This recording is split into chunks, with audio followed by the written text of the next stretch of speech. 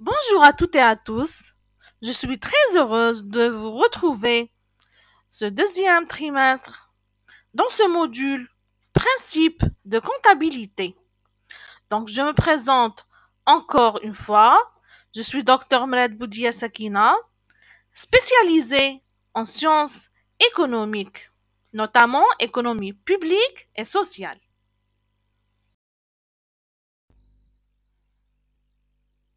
Donc, chers futurs comptables, la comptabilité, c'est quoi? Donc, c'est un véritable outil de gestion. La comptabilité relate l'ensemble des opérations liées à l'activité d'une entreprise sur une période donnée. D'accord? Généralement, c'est une année financière. Généralement. Et ça peut aller jusqu'à 5 ans. Donc, elle permet ainsi de suivre, d'analyser tous les éléments de la vie de l'entreprise et d'évaluer sa santé financière. Il est donc indispensable de tenir l'ensemble de ces documents comptables à jour. D'accord? Donc, c'est quoi les documents comptables? On va les voir dans les cours prochains. Donc, on a les états financiers, ce qu'on appelle les états financiers. D'accord? Donc, qu'est-ce qu'on en déduit? On en déduit que la comptabilité est un outil d'information financière. Comment ça? Concrètement, la comptabilité s'attache à dresser les comptes de l'entreprise et rassembler et coordonner l'ensemble des données financières. D'accord? Comment on peut avoir les données financières? À travers la paperasse, par exemple, les factures, les bons de commande, les bons de livraison, etc. D'accord? Ce sont des données financières.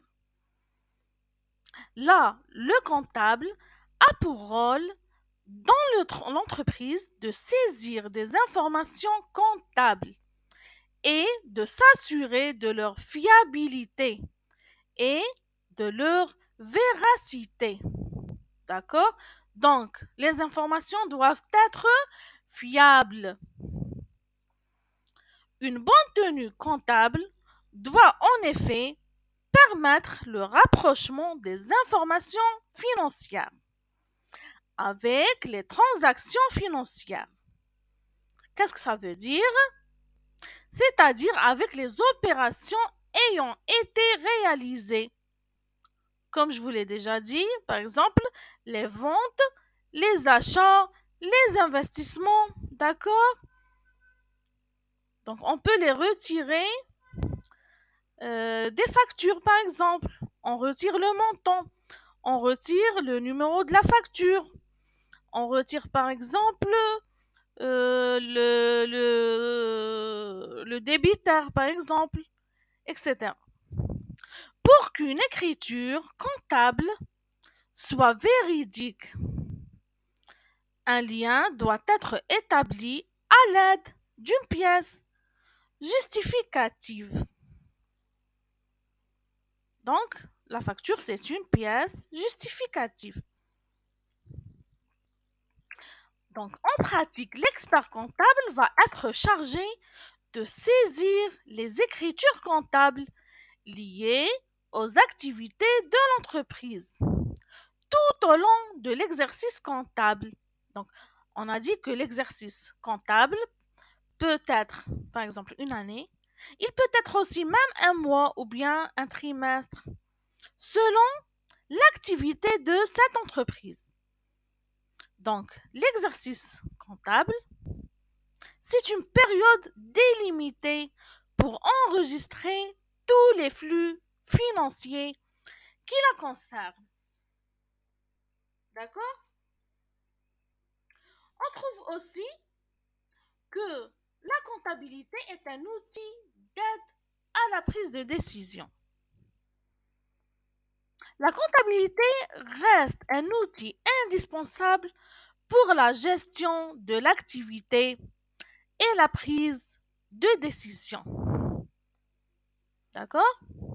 Donc, à travers cet outil, le gestionnaire peut savoir si il continue à produire ses biens et ses services ou bien il s'arrête là.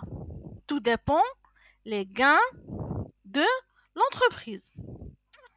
Donc le rôle de la comptabilité est de mettre à disposition des directions et chefs d'entreprise des éléments fiables pour définir une stratégie et prendre des décisions à la lumière de la conjoncture. Ainsi, lors de la clôture de son exercice, donc on a dit que l'exercice c'est la période de l'activité. Donc la clôture se fait une fois par an. Elle établit des documents comptables de synthèse qui sont obligatoires.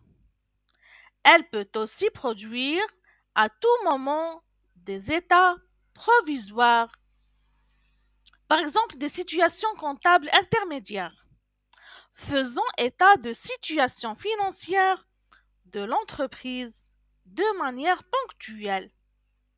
D'accord? Donc, utile au contrôle de gestion. Elle va même plus loin que le rôle d'aide à la prise de décision. Par exemple, calculer la rentabilité d'un poste permet d'évaluer la pertinence et la viabilité du business model de sa société. Enfin, l'exactitude des supports comptables fait de la comptabilité un parfait support d'information pour toutes les parties de l'entreprise. Chaque secteur d'une entreprise ayant l'opportunité de s'appuyer sur la comptabilité pour évaluer sa propre activité.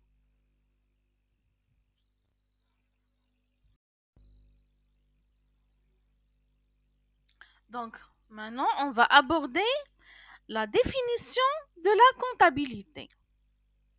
Donc, c'est quoi la comptabilité? La comptabilité est un ensemble de systèmes d'information subjectifs ayant pour objet la mesure de la valeur, des moyens et des résultats d'une entité. D'accord? C'est quoi une entité? Par exemple, une entreprise, ou bien par exemple, agence de voyage, ou bien une régie. D'accord? Tout dépend de l'activité de cette entité. Donc la comptabilité repose sur un ensemble de conventions et de règles de représentation. D'accord? Convention, ça veut dire marché conclu. Entre qui? Entre acheteur et vendeur, par exemple. Donc c'est ça la convention. C'est un marché. Selon des règles. Donc on a des lois, on a des décrets à respecter en faisant cette fonction de l'entreprise. Donc on peut la considérer comme une fonction de l'entreprise. Donc la comptabilité est un système subjectif, c'est-à-dire qu'elle propose une représentation particulière des informations. À travers quoi? À travers les états financiers. D'accord? Et donc, du réel en fonction du sujet qui a défini les conventions et règles. Plusieurs comptabilités coexistent. La comptabilité financière consiste à recueillir et compiler des données liées aux événements et aux opérations financières afin de présenter dans une unité monétaire la situation financière et les activités économiques d'une entité. Par exemple, l'activité économique qui s'appelle par exemple l'approvisionnement. Donc, comment l'entreprise doit faire l'approvisionnement? Donc, approvisionner, ça veut dire acheter. Acheter quoi? Acheter le matériel nécessaire pour l'entreprise. Par exemple, acheter des ordinateurs pour commencer l'activité de l'entreprise. Donc, lorsque l'entreprise achète ces ordinateurs-là, elle va recevoir quoi? Elle va recevoir une facture. Donc, le fournisseur, c'est lui qui va délivrer cette facture. D'accord? Donc, à travers cette facture, l'entreprise peut construire un état financier parce qu'il y a des informations très importantes qui se trouvent dans cette pièce comptable. Par exemple, le montant, par exemple, la quantité des ordinateurs achetés, par exemple, je ne sais pas, la date. Donc, il y a des informations très importantes que l'entreprise doit avoir à travers cette pièce justificative. D'accord? Donc, on va voir tout cela dans les cours prochains. C'est juste pour définir la comptabilité.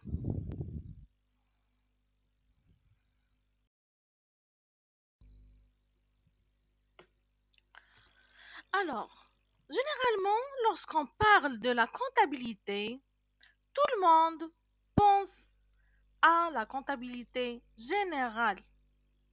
Mais il faut savoir qu'il y a 4 différents types de comptabilité. D'accord? Selon le secteur de l'activité,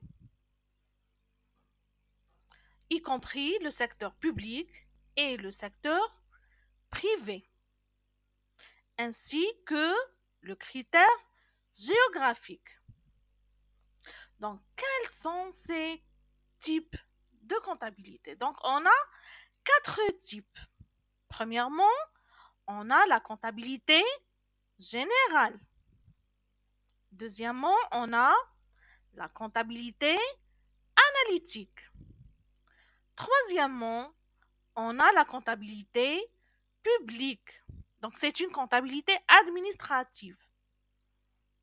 Et on a la comptabilité nationale.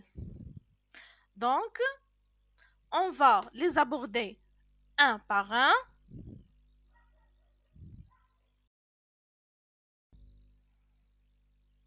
On commence par la comptabilité générale. Donc, qu'est-ce que c'est que la comptabilité générale? La comptabilité générale consiste à procéder à l'enregistrement de l'ensemble des données comptables sur une période donnée, bien sûr, puis à procéder en fin d'exercice à la comptabilisation des écritures d'inventaire. D'accord? Donc, je crois que tout le monde sait c'est quoi, ou bien connaît c'est quoi l'inventaire. D'accord? C'est l'enregistrement du matériel qui, qui n'a pas une durée de vie. D'accord? Il n'est pas consommable. C'est ça l'inventaire.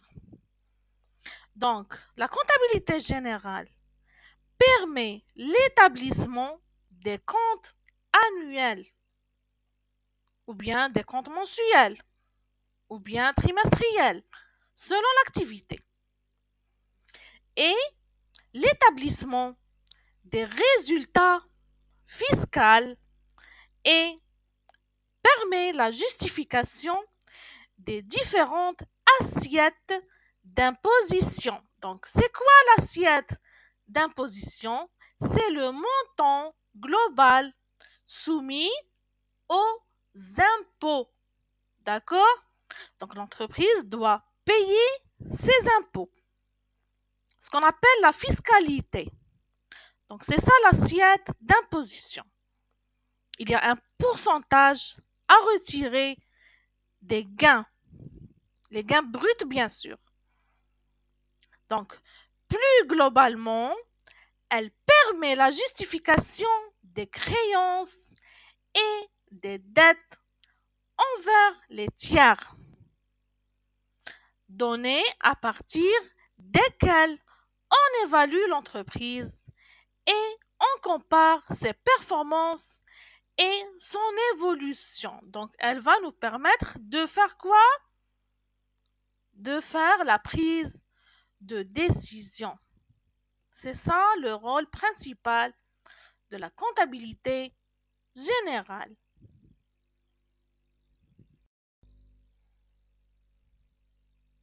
On passe à la comptabilité analytique. Donc, la comptabilité analytique, également appelée comptabilité de gestion. Donc, elle permet de calculer un coût de revient d'un produit ou d'un service et d'en analyser sa rentabilité. Donc, quelle est la différence entre la comptabilité générale et la comptabilité analytique? La différence, c'est que la comptabilité générale étudie quoi? Étudie le grand lot. Ça veut dire en général. Mais la comptabilité analytique étudie l'unité. D'accord? Le prix unitaire, par exemple. Et pas, bien non pas, le grand lot comme la comptabilité générale. Donc, quelle est la finalité de la comptabilité analytique? C'est de permettre de fournir une aide à la prise de décision. D'accord? À travers la comptabilité analytique, l'entreprise peut savoir si elle garde ses employés ou bien les faire licencier. D'accord?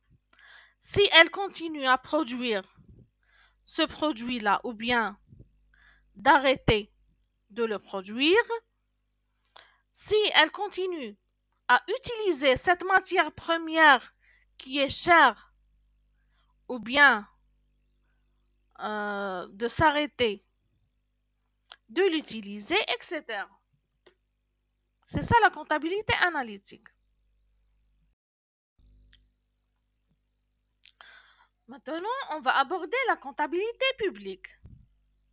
Alors, lorsqu'on entend le mot public, on en pense que ça concerne le secteur public. D'accord? Les établissements publics, que ça soit à caractère administratif ou bien à caractère économique. Donc, c'est ça la comptabilité publique. Donc, schématiquement, on peut dire que la comptabilité publique sert à contrôler la façon dont l'argent public est manipulé et dont ses usages sont retracés. Donc, c'est un outil de contrôle. D'accord? Contrôler quoi? Contrôler la gestion de l'argent public. Alors là, on parle de la finance publique, d'accord? Donc, c'est quoi l'argent public? Ce sont les recettes publiques. On contrôle comment dépenser ces recettes-là. Donc, on tient une comptabilité parce qu'on poursuit une triple finalité. C'est un outil tout à la fois d'information, de gestion et de contrôle. Donc, le droit budgétaire répond à une logique exempte de prévision et d'autorisation. Donc, le droit comptable est tenu vers une finalité ex post. Ça veut dire organiser la mise en œuvre des crédits budgétaires et la réalisation des recettes de manière à pouvoir en retracer l'usage et en rendre compte. D'accord?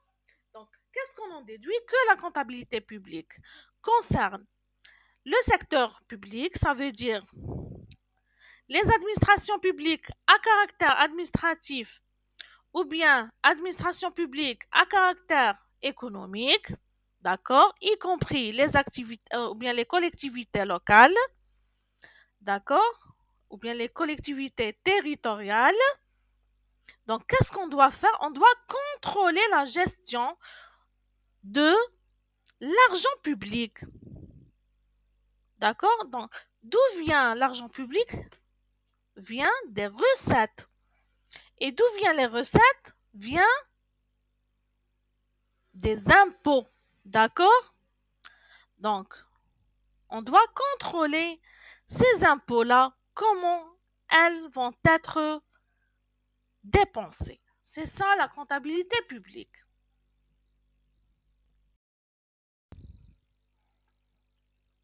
Et finalement, on va aborder la comptabilité nationale. Donc, c'est quoi la comptabilité nationale? C'est une représentation simplifiée de l'activité économique d'un pays. Donc, c'est pour ça que je vous ai dit, la région ou bien le critère géographique joue un rôle dans cette répartition des types de comptabilité. Donc, elle concerne l'activité économique d'un pays sur une période donnée. Donc, elle prend en compte de nombreux indicateurs dont le PIB, les importations et les exportations. D'accord? Donc, c'est ça la comptabilité nationale. Elle concerne la comptabilisation de l'activité économique d'un pays tout entier, y compris le PIB qu'on a étudié en introduction à l'économie. D'accord? Donc, c'est pour ça que je vous ai dit qu'il y a un enchaînement entre les modules en management ou bien en sciences économiques. D'accord?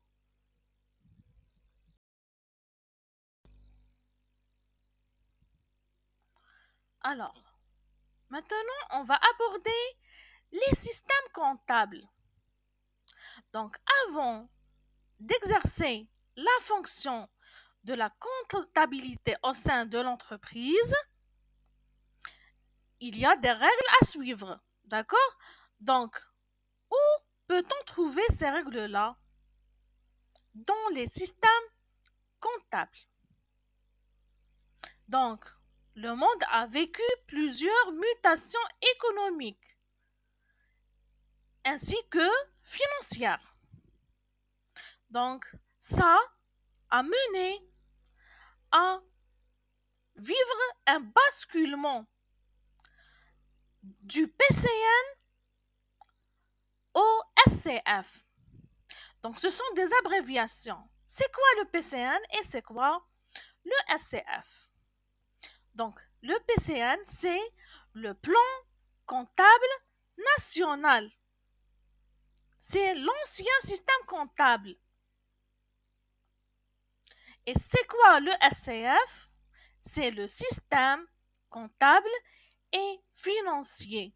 Donc aujourd'hui, le monde entier adopte le SCF. Maintenant, on va voir c'est quoi le système comptable financier. Donc, c'est quoi un système comptable et financier, ou bien ce qu'on appelle le SCF?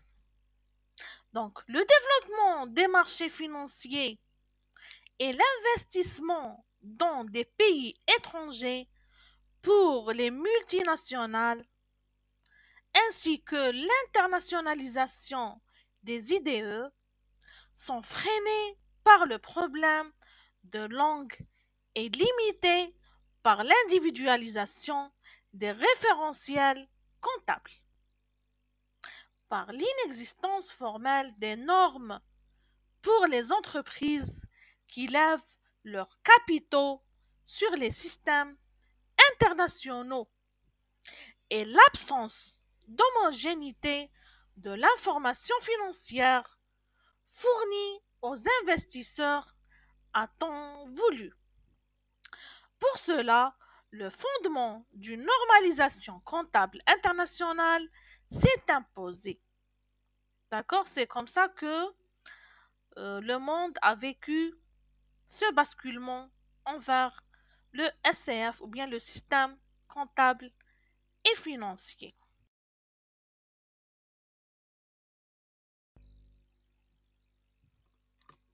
Normes comptables internationales.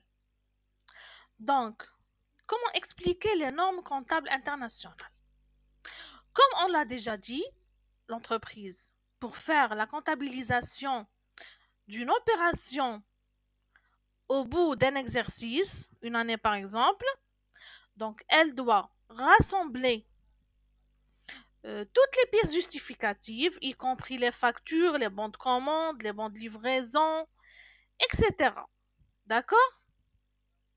Et elle doit retirer les informations comptables nécessaires. Par exemple, le montant, par exemple, les débiteurs, par exemple, les fournisseurs, la banque, par exemple, la trésorerie, par exemple, la date de la facture, etc. Et elle doit les organiser et les enregistrer sur des états financiers.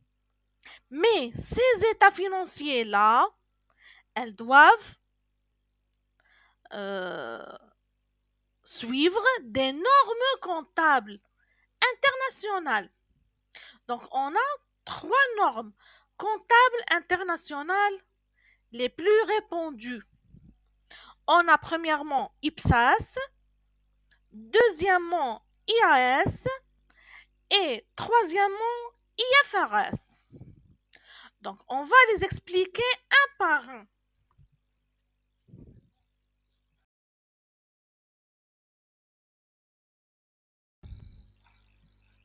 Alors, on va aborder la norme IPSAS. Donc, c'est quoi la norme IPSAS? On remarque que c'est une abréviation. IPSAS. Donc, elle signifie quoi cette abréviation?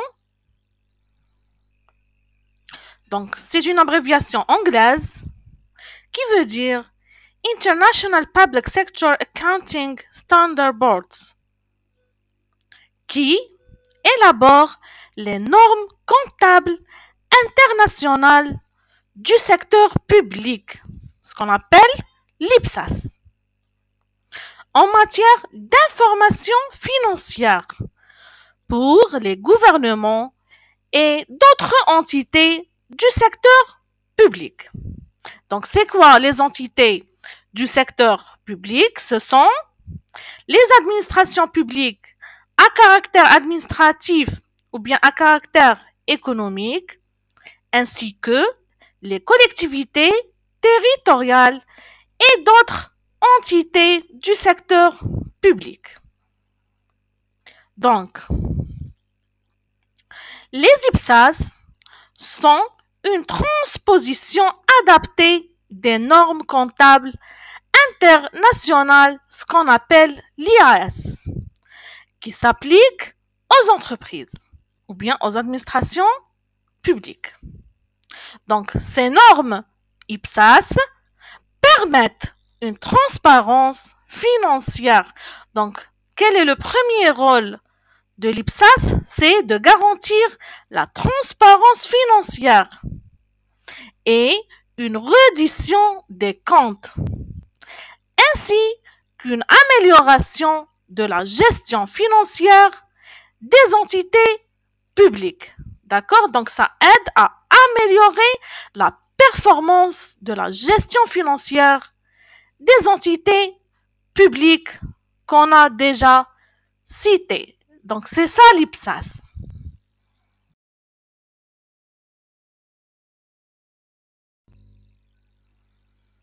Maintenant, on va aborder l'IAS. Donc, que veut dire l'abréviation IAS?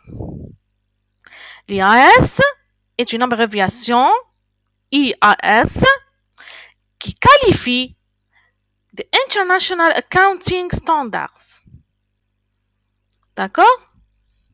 Donc, il s'agit d'anciennes normes comptables. Mais, depuis l'année 2001, les nouvelles normes sont les IFRS. C'est une abréviation anglaise qui veut dire International Financial Reporting Standards, délivrée par l'International Accounting Standards Board, l'IASB. D'accord? Donc, IPSAS retire ces principes depuis l'IAS, qui est devenu plus tard l'IFRS. Donc, on va voir c'est quoi l'IFRS.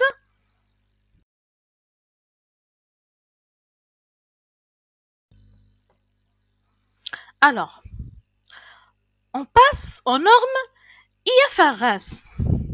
Donc, c'est quoi les normes comptables IFRS? IFRS, c'est une abréviation qui veut dire, en anglais, bien sûr, International Financial Reporting Standards.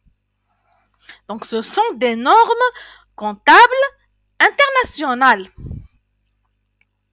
On peut dire qu'ils sont le langage comptable de référence dans le monde depuis l'année 2005.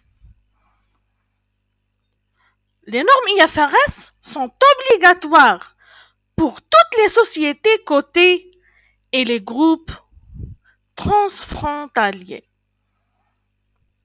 Les normes IFRS permettent d'harmoniser les bilans. Donc, on va définir c'est quoi un bilan.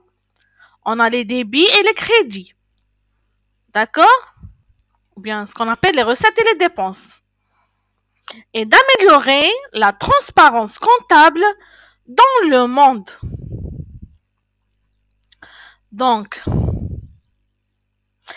les normes IFRS sont des normes comptables internationales mises en place depuis 2005. Elles permettent d'harmoniser la présentation des états financiers, comme je vous ai donné un exemple, le bilan. Le bilan comporte les crédits et les débits. D'accord? Donc, l'IFRS permet d'obtenir un système comptable uniforme entre les différents pays du monde. Donc, toutes les sociétés à travers le monde entier doivent suivre ces normes IFRS. D'accord? C'est une norme internationale.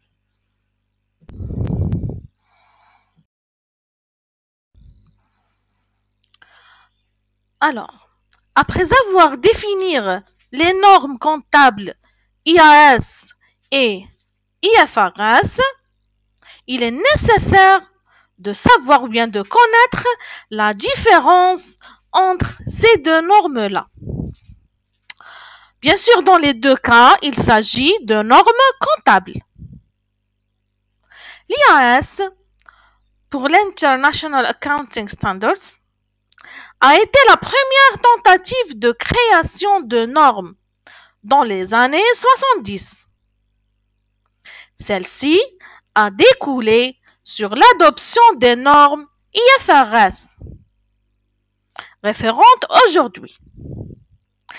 Évoquer les normes IFRS ou IAS revient donc à parler de normes référentes contemporaines ou de leurs prédécesseurs. Donc, c'est quoi la différence entre IAS et IFRS? On peut en déduire que l'IAS a basculé vers l'IFRS, mais elle a gardé les mêmes principes. D'accord? Donc, c'est une transformation. C'est ça la différence entre IAS et IFRS. Alors, maintenant, on va déchiffrer quelques termes relatifs à la comptabilité. On commence par l'exercice, ou bien ce qu'on appelle l'exercice comptable. Donc, qu'est-ce que l'exercice comptable? Un exercice comptable représente une période durant laquelle une entité doit enregistrer chaque fait économique. On dit entité ou bien on dit entreprise. Afin d'établir les comptes annuels à la fin de la période. Donc, pas forcément qu'il soit ou bien qu'elle soit une période annuelle. Elle peut être une période mensuelle ou bien trimestrielle. D'accord? Donc, il permet ainsi de déterminer le résultat de l'entreprise qui sera soumise à l'impôt sur les bénéfices. Donc, quelle est la définition de l'exercice comptable? On peut en déduire que l'exercice comptable est un laps de temps généralement uniforme. Qu'est-ce que ça veut dire uniforme? Ça veut dire que même s'il est possible de le réduire ou de l'augmenter, au cours duquel l'entreprise enregistre l'ensemble de ses opérations économiques. À la clôture de celui-ci, on produit des états comptables, ou bien ce qu'on appelle les états financiers. Comme on l'a déjà dit, ils doivent suivre des normes internationales telles que l'IPSAS, l'IAS, l'IFRS.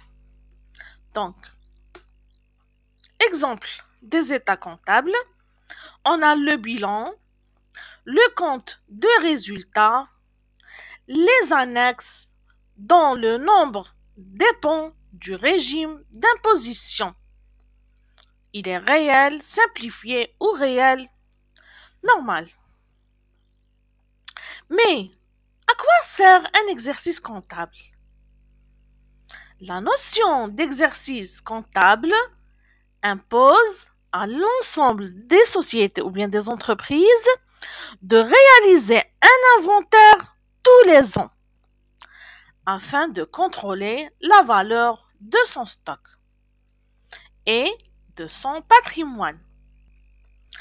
Les partenaires d'une entreprise doivent suivre régulièrement l'évolution de celle-ci. Il est donc obligatoire d'établir les comptes annuels et l'alias fiscal à la fin de la période. Et ça, ou bien cela, pour informer les associés, les banques ou encore les impôts du résultat de la structure et de son évolution. Et afin de prévenir les éventuels risques. Ces informations sont également transmises à l'État, qui va compiler l'ensemble des données pour établir des indicateurs économiques tels que le PIB par exemple, le produit intérieur brut. Mais il faut savoir qu'il y a plusieurs durées de l'exercice comptable. Donc, quelle est la durée? d'un exercice comptable. En vertu des dispositions du Code du commerce, bien sûr, toute personne physique ou morale ayant la qualité de commerçant doit procéder à l'enregistrement comptable des mouvements affectant le patrimoine de son entreprise.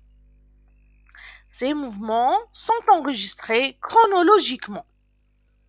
Elle doit contrôler par inventaire au moins une fois toutes les 12 mois l'existence et la valeur des éléments actifs et passifs du patrimoine de l'entreprise. Néanmoins, la durée de l'exercice comptable peut excéder 12 mois. Ainsi, la date de clôture du premier exercice comptable peut intervenir au bout de quelques jours, ou bien, au contraire, après plus d'un an. Il existe cependant une limite. La durée maximale ne peut être supérieure à la fin de l'année suivant, celle au cours de laquelle la société est constituée. 24 mois maximum donc. Si les entrepreneurs individuels doivent clôturer leur exercice comptable le 31 décembre, donc les sociétés peuvent choisir leur date de clôture, même si il n'est pas possible de choisir une date variable. Une date clôturant un trimestre civil, par exemple 31 mars, 30 juin, 30 septembre, est également souvent choisie pour des raisons de simplicité. Le fait de ne pas choisir un exercice qui correspond à l'année civile peut être expliqué par de nombreuses raisons. Exercice d'une activité saisonnière ou bien évolution de la trésorerie. Donc, le choix de la date de clôture va déterminer la date de dépôt de l'alias fiscal.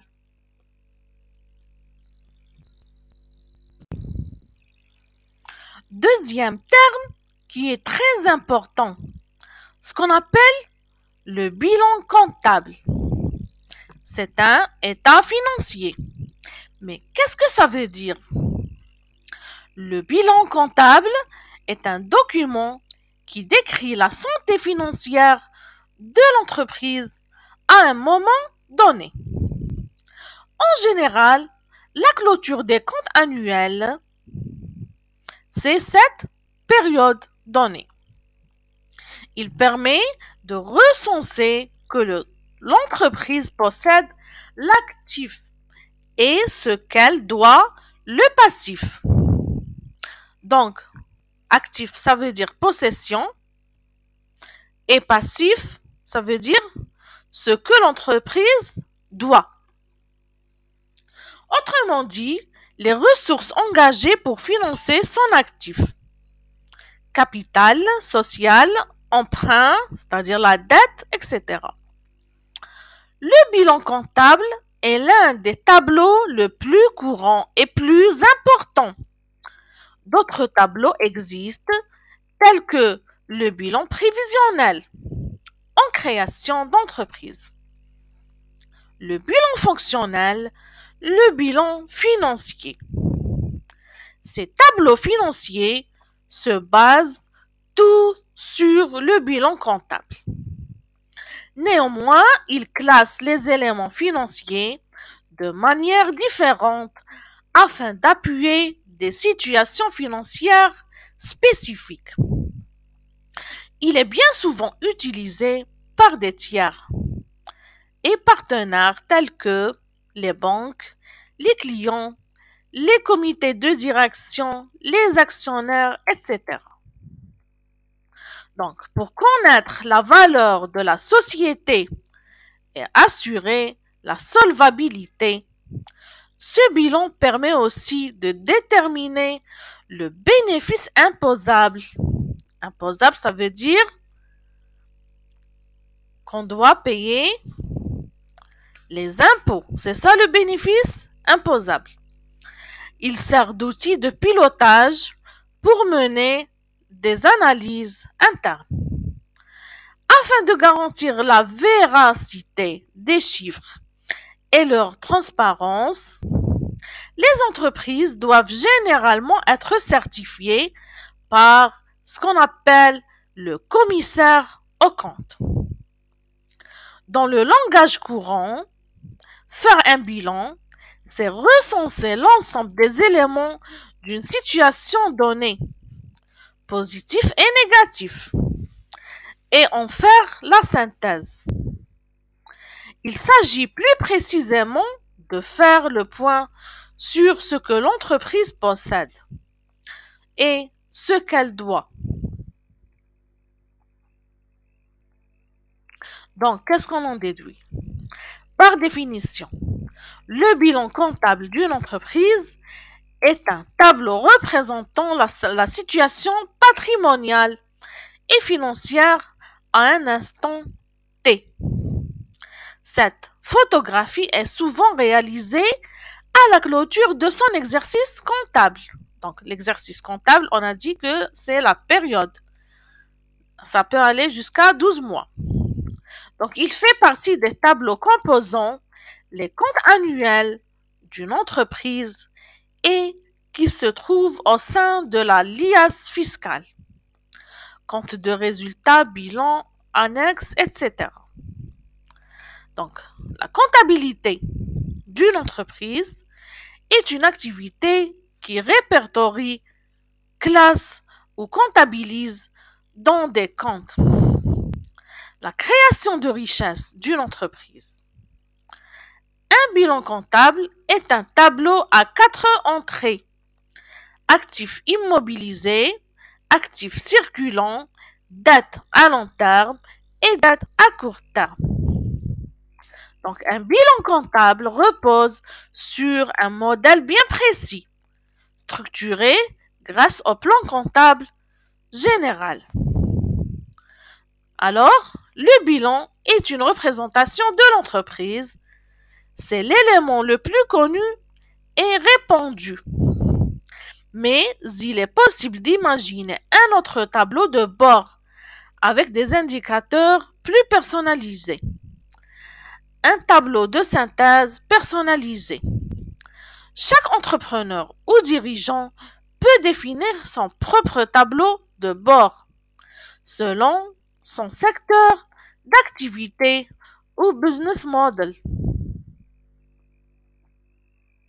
Donc, pourquoi fait-on un bilan comptable? Le bilan d'une entreprise répertorie le patrimoine de celle-ci, c'est-à-dire qu'il renseigne sur ce que l'entreprise possède et ce qu'elle doit. Il reflète alors la valeur financière de l'organisation. Avec un rapide coup d'œil, il est possible de tirer des données essentielles au pilotage et à la gestion de l'entreprise. Le bilan est intéressant car il permet de mettre en avant la valeur des outils de production, des emprunts et la valeur d'un stock. Ce sont les informations très importantes, surtout dans le cas d'une cession d'entreprise. L'entrepreneur a pour obligation de réaliser un bilan au moins une fois dans l'année. Il est aussi nécessaire de l'envoyer à son centre des impôts. Le bilan comptable est plus qu'une obligation, c'est aussi un document qui est à établir régulièrement, lire et surtout comprendre. Il permet à l'entrepreneur de répondre à la question existentielle. Où suis-je dans ma gestion d'entreprise? Pour avoir une vision très précise de la santé de l'entreprise, il faut apporter un complément au bilan comptable en établissant 2 autres documents comptables. Ce qu'on appelle le compte de résultat et le plan de trésorerie. Donc, pour un investisseur ou un associé qui délègue la gestion de son entreprise à un gérant, grâce au bilan comptable, pourra très vite avoir un regard sur la rentabilité de son investissement et surtout sur la sécurité de son placement. Donc, quelle est la structure du bilan? Le bilan comptable d'une entreprise est aussi nommé bilan comptable. Se décompose en deux colonnes. À gauche, on trouve l'actif, ou bien ce qu'on appelle les emplois, et à droite, on trouve le passif, ce qu'on appelle les ressources. Donc, on commence par l'actif du bilan comptable. Donc, l'actif du bilan recense les éléments en possession de l'entreprise. Ça veut dire l'ensemble de ses biens et de ses créances. Donc, voici les principaux éléments composant l'actif du bilan comptable. On a les immobilisations incorporelles telles que les logiciels, les sites internet, les brevets d'invention, les licences, etc. On a aussi les immobilisations corporelles telles que les terrains, les immeubles, les machines et les gros outillages. On a aussi les immobilisations financières telles que les titres financiers, les cautions, etc. Alors là, concernant les titres financiers, on parle des actions et des obligations. On a les stocks de marchandises et de matières premières, les créances clients fiscales et sociales encore dues à la date du bilan et la trésorerie avec les comptes bancaires, les valeurs mobilières de placement, les autres placements de trésorerie. Deuxième partie, ce qu'on appelle le passif du bilan comptable. Donc le passif permet de renseigner sur les créanciers ayant droit que l'entreprise mobile pour financer et développer son activité. À qui appartient quoi et à hauteur de combien? On a les associés, les banques, les fournisseurs. Voici les principaux postes composant le passif du bilan comptable. Donc, on a les capitaux propres de l'entreprise, tels que le capital social, compte d'exploitant, les réserves, le report à nouveau, le résultat financier et éventuellement les primes d'émission. Deuxièmement, on a les dettes financières. Le montant des emprunts bancaires restant dus et les comptes courants associés. Et troisièmement, on a les dettes fournisseurs, fiscales et sociales. Donc là, on a la fiscalité et la parafiscalité. Sociale, ça veut dire parafiscalité. Encore dû à l'entreprise à la date d'établissement du bilan. D'accord? Donc, il se compose d'actifs et de passifs. Donc, c'est ça le bilan comptable. Donc, il y a quelques types de bilans. On va les citer. On a le bilan comptable, le bilan financier, le bilan fonctionnel et le bilan prévisionnel. D'accord? Donc, ce sont généralement les types les plus répandus des bilans. Donc, à travers cette image, on voit que c'est une schématisation des différents organismes en relation avec l'entreprise. On peut les considérer comme agents économiques. Je crois qu'on a déjà vu les agents économiques en introduction en économie. D'accord? Donc, l'entreprise ou bien l'entité économique doit fournir des informations financières aux différents organismes en relation avec elle. D'accord? Et c'est vice-versa. Même les organismes vont fournir des informations à l'entreprise. Donc, quel est le premier organisme en relation avec l'entreprise? Premièrement, on a les clients, appelés aussi consommateurs. Donc, l'entreprise, c'est le producteur et le client, c'est le consommateur. On a aussi les fournisseurs. Donc, les fournisseurs, c'est le cas inverse des clients.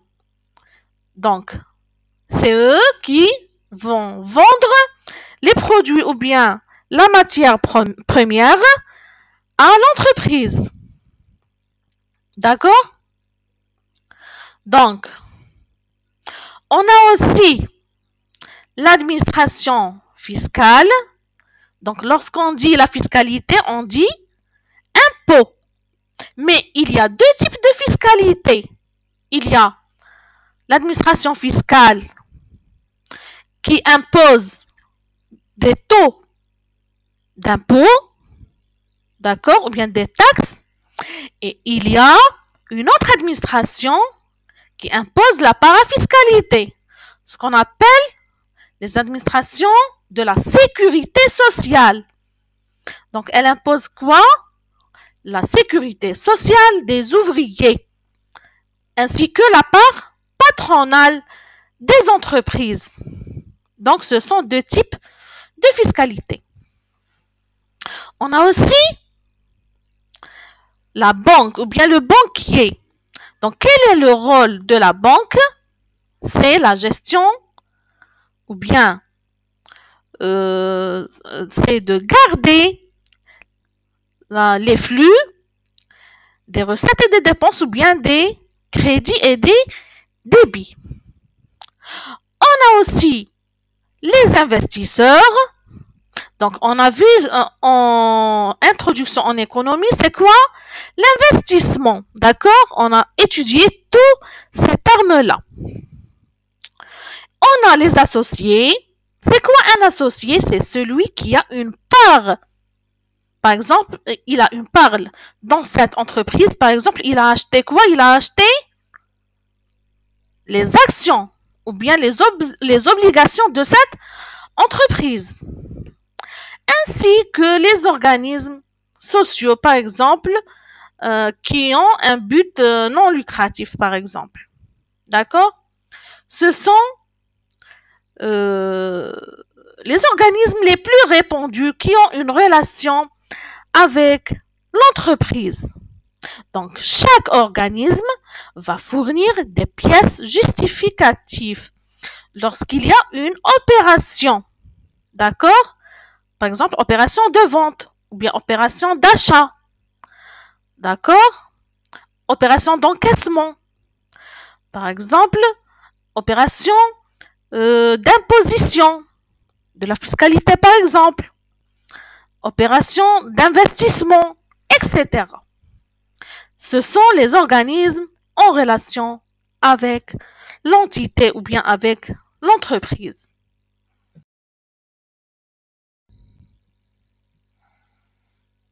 Maintenant, on va voir quel est notre plan de travail pour ce module principe de comptabilité. Donc, le premier cours, c'est un cours d'introduction. Deuxièmement, le contexte de la comptabilité. Troisièmement, les états financiers et structures de l'entreprise. Quatrièmement, charges à payer et report. Cinquièmement, introduction aux états financiers. Sixièmement, trésorerie, actifs financiers. Septièmement, amortissement et immobilisation incorporelle. Huitièmement, passif à court et à long terme. Huitièmement, l'état des flux de trésorerie.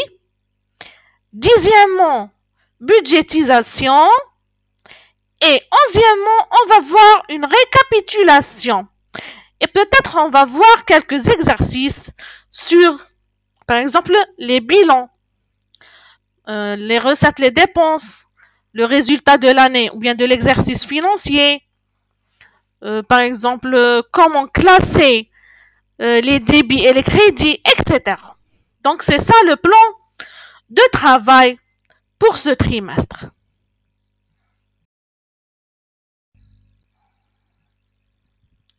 Définition de la comptabilité.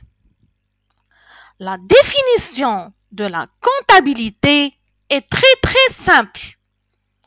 Il s'agit d'une pratique qui permet d'évaluer tous les flux financiers d'une entreprise.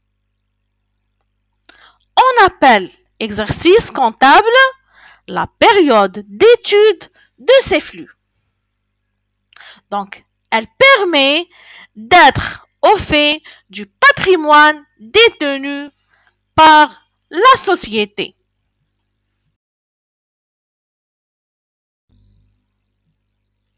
Maintenant, on va voir quelques mots ou bien la terminologie de la comptabilité. On commence par les états financiers. Donc, c'est quoi un état financier? Les états financiers sont un outil essentiel à la bonne gestion de l'entreprise.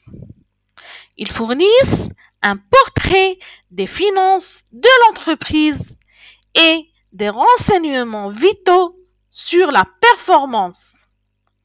Ils constituent également le fondement d'une bonne planification de son parcours futur. Donc, les états financiers aident à la prise de décision ainsi que l'amélioration de la performance de l'entreprise.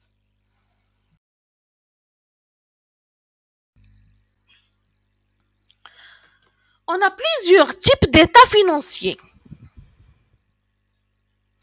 Et certains comptables disent qu'il existe 4 principaux états financiers. Donc, en premier lieu, on a le bilan. D'accord? On a aussi l'état des résultats, ainsi que les états des flux de trésorerie et finalement l'état des bénéfices non répartis. Donc, ce sont les 4 principaux états financiers.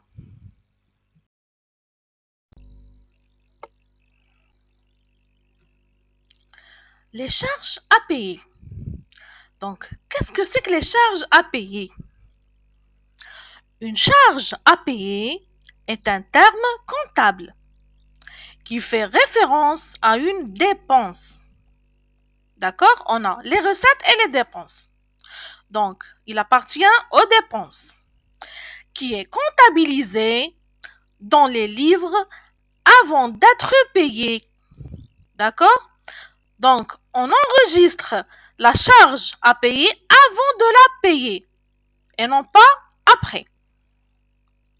Donc, la dépense est enregistrée dans la période comptable au cours de laquelle elle a été encourue. D'accord? Donc, comme les charges à payer représentent l'obligation d'une société d'effectuer des paiements futurs en espèces, elles figurent au bilan d'une société autant que passif à court terme. Donc, on a les actifs et les passifs. Donc, comment elles figurent? Les charges à payer, elles figurent au bilan. Le bilan, comme on l'a déjà dit, il comporte les actifs et les passifs. Donc, on considère les charges à payer comme passifs à court terme parce qu'il y a aussi des passifs à long terme. on va voir tout cela.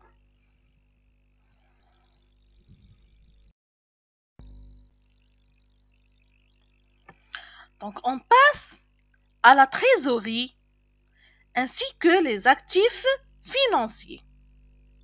Donc, qu'est-ce que c'est que la trésorerie? La trésorerie active ou bien actif circulant, lorsque vous croisez ce terme de trésorerie active, comprenez l'ensemble des possibilités de liquidité disponibles pour une société commerciale. Donc, on parle aussi de trésorerie de l'actif ou bien d'actifs circulants d'une entreprise. Les actifs circulants comprennent les soldes de trésorerie, les créances clients et le stock. Donc, la trésorerie actif financier, elle comporte le solde de trésorerie, les créances des clients ainsi que le stock. Donc, c'est quoi? Ce sont des actifs et non pas des passifs.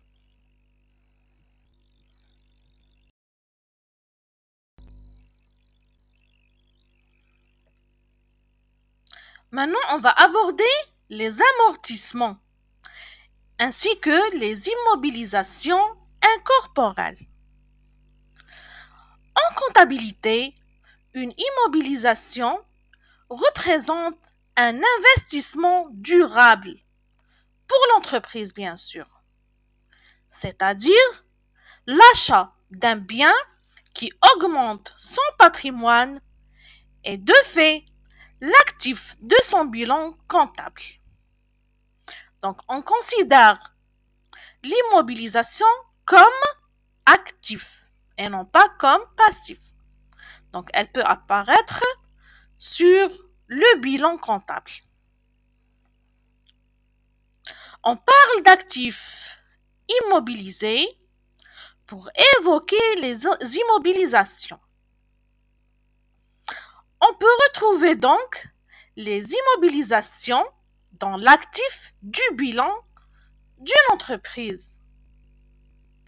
Ces investissements sont déduits d'un bénéfice de l'entreprise sur plusieurs années et par rapport à leur durée de vie.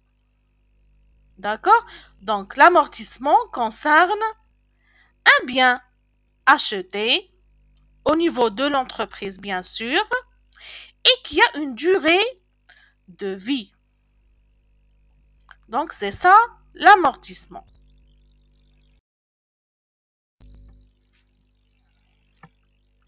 Passif courant, ou bien ce qu'on appelle passif à court terme. Parce qu'il y a aussi les passifs à long terme.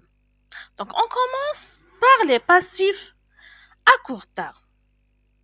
Le passif courant, aussi appelé passif à court terme, inclut les dettes. Donc, ça concerne l'endettement de l'entreprise. Donc, inclut les dettes qu'une entreprise doit payer dans un cycle d'exploitation courant, habituellement moins de 12 mois. Donc, la durée d'exercice, ça peut aller jusqu'à 12 mois. Par opposition au passif à long terme, payable pendant une période supérieure à 12 mois. Donc, ça peut aller jusqu'à 5 ans et plus. Généralement, c'est 5 ans. Les passifs à long terme. Donc, les passifs courants comportent les dettes, ou bien ce qu'on appelle les emprunts. L'entreprise doit rembourser, ou bien elle doit rendre ses dettes. Donc, cette opération s'appelle passif à court terme.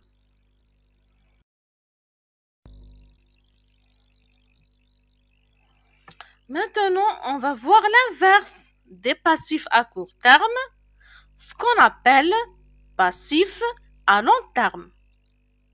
Donc, le passif à long terme, aussi appelé dette à long terme. Il est constitué des dettes qu'une entreprise doit à ses créancières et créanciers. Bien sûr, sur une période supérieure à 12 mois. Donc, comme on l'a déjà dit, ça peut aller jusqu'à 5 ans et plus. Cela le distingue du passif courant qu'une entreprise doit payer dans les 12 mois, comme on l'a déjà dit. Donc, quelle est la différence entre passif à court terme et passif à long terme? Donc, toujours, on a des dettes, mais les premiers se basent sur la période de 12 mois et les deuxièmes sur la période de 5 ans. Donc, c'est ça la différence entre passif à long terme et passif à court terme.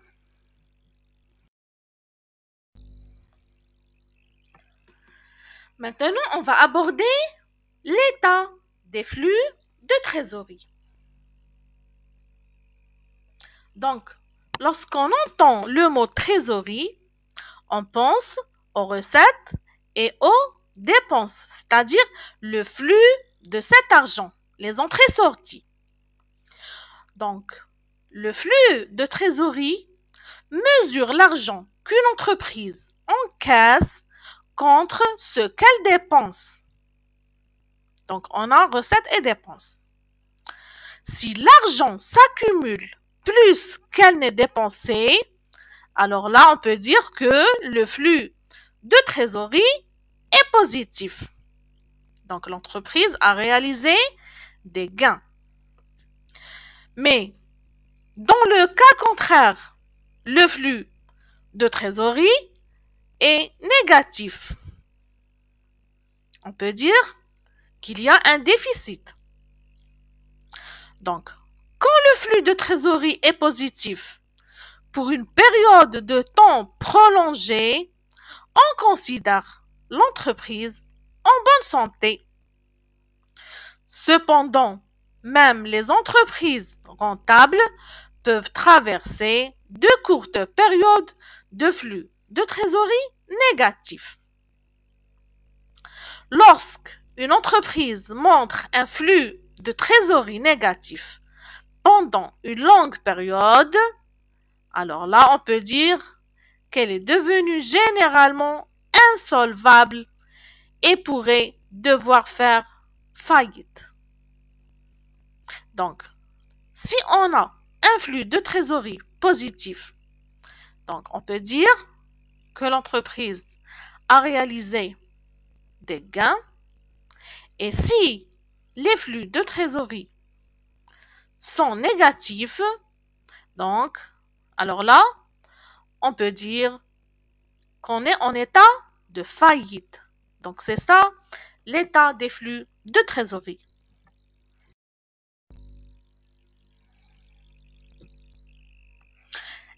Et maintenant, on va clôturer avec la budgétisation. Donc, la budgétisation, ça vient du mot budget. Donc, c'est quoi un budget? Le budget, c'est un état financier qui comporte des recettes et des dépenses, ou bien en comptabilité, on les appelle les actifs et les passifs. Donc, le terme de budgétisation est particulièrement utilisé en comptabilité. Il peut décrire deux sujets différents, soit le fait d'inscrire une somme, une dépense ou un revenu dans un budget, soit la préparation et l'attribution d'un budget à une entité ou un objet. Donc la budgétisation au sens de la préparation d'un budget et de son attribution fait partie des instruments de gestion essentiels. Cela permet de réaliser des estimations ou bien ce qu'on appelle des prévisions. Le budget indique de combien d'argent dispose une société pour réaliser ses activités. Donc, c'est un outil de prévision et de contrôle de gestion.